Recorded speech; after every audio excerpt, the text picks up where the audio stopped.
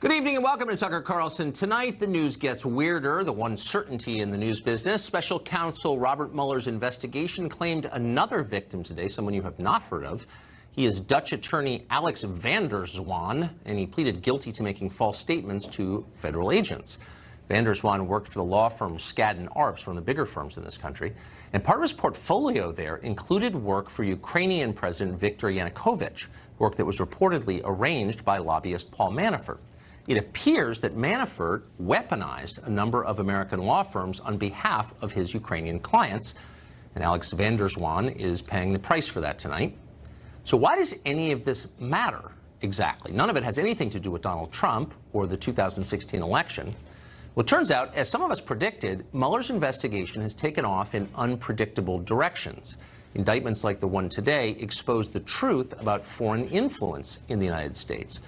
Other countries do subvert our democracy, but it isn't with vast election rigging conspiracies.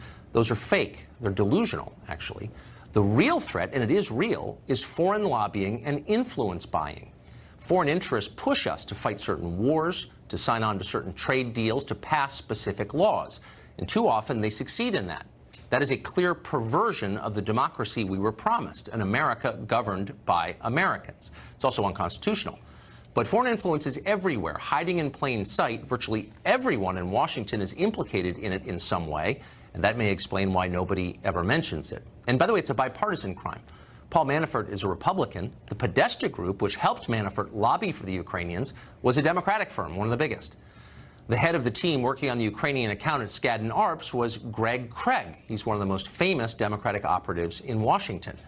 Craig was Barack Obama's White House counsel. Before that, he was a key assistant to Bill Clinton for years. He's a huge player in Democratic circles. Is Greg Craig one of Mueller's next targets? We don't know. We can't say. But what's obvious is that this investigation is no longer primarily about the 2016 election, assuming it ever was. Mueller seems to be closing in on the real scandal in Washington, the one the media have steadfastly ignored for decades, the real foreign influence scandal. And if that's the case, if that's what Mueller's doing, God bless him. Fox News senior political analyst Brit Hume joins us tonight. Hey, Brit. Hi, Tucker. So what do you think the significance of this indictment, yet another indictment for lying, might be? Well, the first thing that struck me about it, Tucker, was that this man is accused of a crime that happened during the course of the investigation, which is to say, no investigation, no crime. Right. And this is absolutely typical of what we have with special counsel and independent counsel investigations. They end up, as often as not, being after people for what happened during the investigation and not so much for the event or the crime or the issue for which the investigation was started in the first place.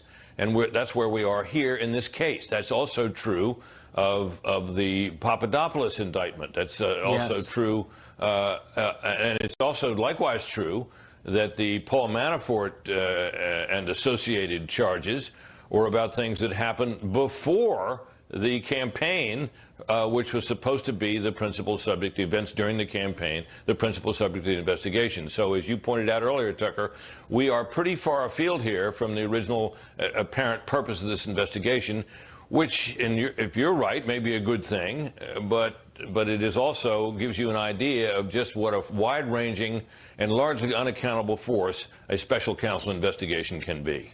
But imagine if Mueller decided in the course of this investigation to broaden his aim to uncover the extensive web of foreign influence on our policy, not on our elections, but on how we make laws and trade deals, et cetera. You know from spending your life here, that is extensive. I mean, that would be an enormous investigation, would it not be? It would be an enormous investigation. I'm not sure what it would find. I'm not sure I quite agree with you about the extent of that influence. It seems to me, just looking back through the run-ups that I've seen to our military interventions and our major policy changes, that they have been widely debated in most cases. And yes. I'm thinking about the debates I witnessed on the floor of the House and of the Senate about these matters.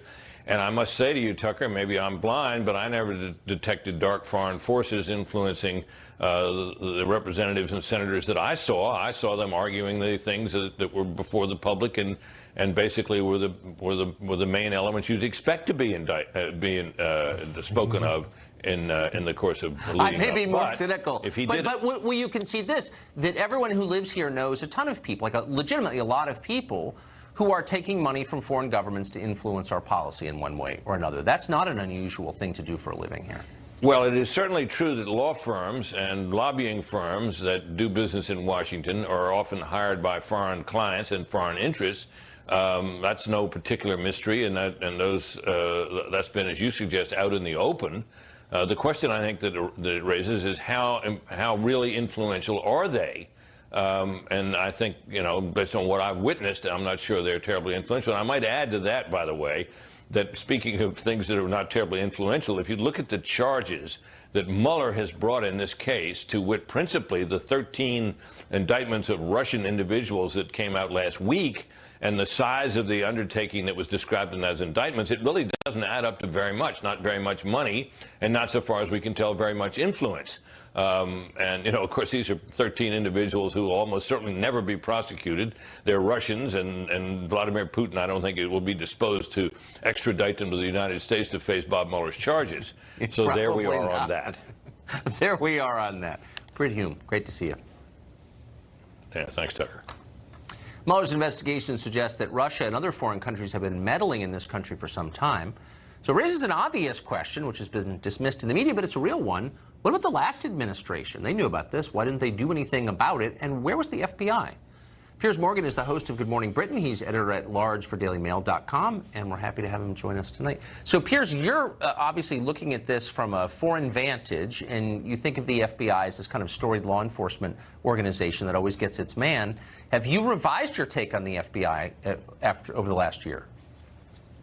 Well, I've revised it certainly in the last week, which I think has been one of the worst ever weeks for the FBI in its 109-year history, Tucker. And I'll tell you why. Two reasons. One, take the Russia investigation. Donald Trump is President of the United States now and has been for just over a year. But there remains zero evidence that says that he colluded with anyone from Russia in any attempt to fix a U.S. election. That's just a fact. Now, Mueller may have some secret evidence, but he hasn't produced it. So right now, there is no evidence linking Trump to any collusion. So that then prompts the question, well, OK, but we now know there was Russian meddling in the U.S. election. We don't know quite the scale of it. It may be, as Brit just said, reasonably small and not that significant. But there was meddling, and you would expect that. But whose job was it to deal with that meddling, to stop it happening? Well, that would be the previous president, Barack Obama, who from 2014, when the meddling started, it was his job. It was on his watch. And he's got 17 intelligence agencies led by the FBI, and it is their responsibility, in my view, to investigate and to stop and to close down the kind of meddling that we saw from these Russians. And that simply did not happen. And so I would say that if you combine that performance by the FBI in terms of the Russian investigation or lack of it that was going on, and then you look at what happened with the mass shooting this week in Florida, where this is one of the most spectacular ball drops that I've ever seen from any intelligence agency. Yes. The FBI were warned twice. Once that this guy had apparently posted on a vlogger's commentary that he was going to be a school shooter. He has a very unusual name, this shooter, Nicholas Cruz, with Nicholas spelt in a very unusual name. The FBI were not able to trace him. And yet he had a background check to purchase the AR-15 with which he committed his crime. They could have found him in 5 minutes. Cut forward 4 months to the start of January, and then we have a most extraordinary situation where it turns out somebody very close to Cruz, the shooter, phoned the FBI tip line specifically designed for tips about crime and potential crime, and said, this guy is dangerous, he's heavily armed, we think he may be planning to shoot up a school. They gave them chapter and verse on this bloke. And the FBI didn't even refer it to its head office in Miami. It didn't even pursue this, despite now having 2 warnings that this guy might be armed, dangerous, unstable, mentally ill, and preparing to shoot a school up. Now, you put those 2 things together, Tucker, and I'm sorry, this is a pretty appalling performance by the FBI, leading me to conclude in my column today that you'd be better off calling them the Federal Bureau of Incompetence. Well, and you would add to that, and of course everything you said is factually true, and I think your interpretation is right. You add to that the Las Vegas shooting, which, the biggest in American history, these months later, we have no understanding of why that happened, and there's a trail of incompetent decisions by law enforcement. So here's my question. Given all of that, I think your position is a reasonable one. Why is it that people who say that are denounced as unpatriotic by media figures in this country? Why is it unpatriotic to question federal agencies? Well, it's interesting, isn't it? I mean, I think that the partisan nature of American politics is now so extreme, and it's on both sides to a large degree, but certainly the anti-Trump hysteria in particular means that people are not able to see the wood for the trees. I come from another country. I look at this with a pretty clear, open mind. You know, I wrote 36 columns about Donald Trump for the Daily Mail last year.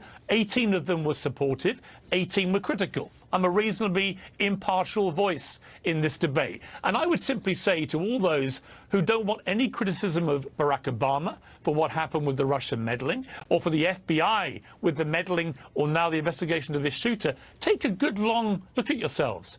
Because if this has happened with Donald Trump, let's reverse it. Let's say that, you know, Donald Trump had been the president when all this meddling was actually going on, and we knew it was going on. There would be absolute outrage that he hadn't stopped it. Yes. And so I think it's perfectly legitimate to look at Barack Obama and say, where were you when this meddling was happening on your watch? And the answer is that he and the FBI seemed far more exercised to be investigating other technology in terms of emails and Hillary Clinton and servers and so on, quite legitimately. But were they basically taking their eye off the ball and not focusing on what is probably, for the American country, far more serious, which is persistent Russian meddling through new technology, through American companies like Facebook, Twitter, Google and others, using and abusing them to try and influence and corrupt voting patterns and voting thinking. You can't argue simultaneously that that was a big deal and Obama is blameless for not investigating. I agree with that. Piers Morgan, thank you. Good to see you tonight. Thanks, Duncan. The horrifying shooting last week in Parkland, Florida is sparking new demands for bans on firearms. What exactly is being pushed this time, and would it work? Would it make you safer, your children safer? We'll tell you next. Tucker Carlson